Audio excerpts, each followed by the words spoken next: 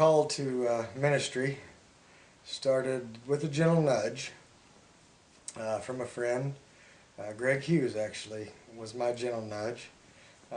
Carrie and I had started going back to church years ago, and what kept me in church was the fact they had a band and they didn't do traditional style of music. So that was very intriguing to me, and I had always sang in the past and thought, well, yeah, that kind of looks nice. Well, Greg had asked me one day, hey, could you sing for the band?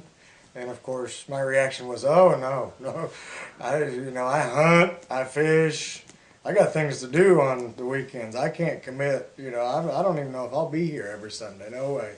Well, maybe I'll try it one time, And so I tried it one time and had a really good time, and got to doing it more and more. And it wasn't very long before I knew that this is what I was supposed to be doing.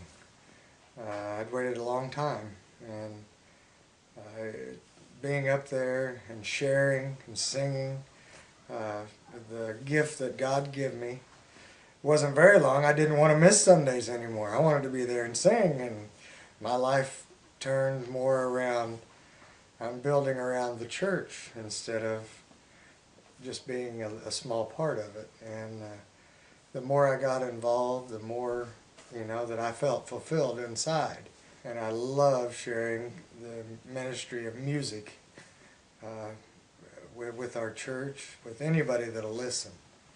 And God really pulled a fast one on me. And just about the moment I thought I wasn't destined for anything, this is the time He grabbed me and said, oh, yes, you are. So I'm very thankful every day for everything the church has done for me. And anything that I can ever give back to the church will never be enough. Thank you. Vocation is not necessarily the same thing as occupation, although they certainly can be the same thing.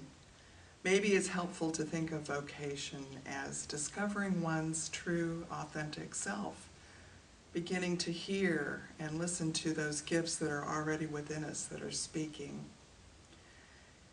God has a way of best being seen when we look back over time where God has already been, and then we are able to see perhaps more clearly what God has been doing in us.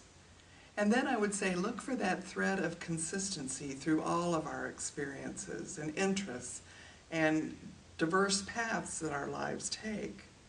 It seems that each step is preparation for the next step. I thought my first calling in life was to be a concert pianist, and I studied for 10 years. Went so far, in fact, as to have surgery on my hand so that I could reach an octave more easily in order to audition for the Kansas City Junior Philharmonic. But my hand did not heal after that surgery for a full year. And after missing a year of practice, going back to trying to play again was very discouraging. However, I was a junior in high school at that time, and my life was taking a different direction, as were my interests. When I went to college, I studied journalism, particularly news writing.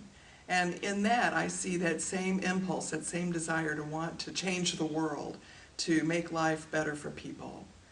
I grew up in a time of the civil rights movement that broadened out into the human rights movement, and that certainly had a lot to do with my formation as a person and as a pastor.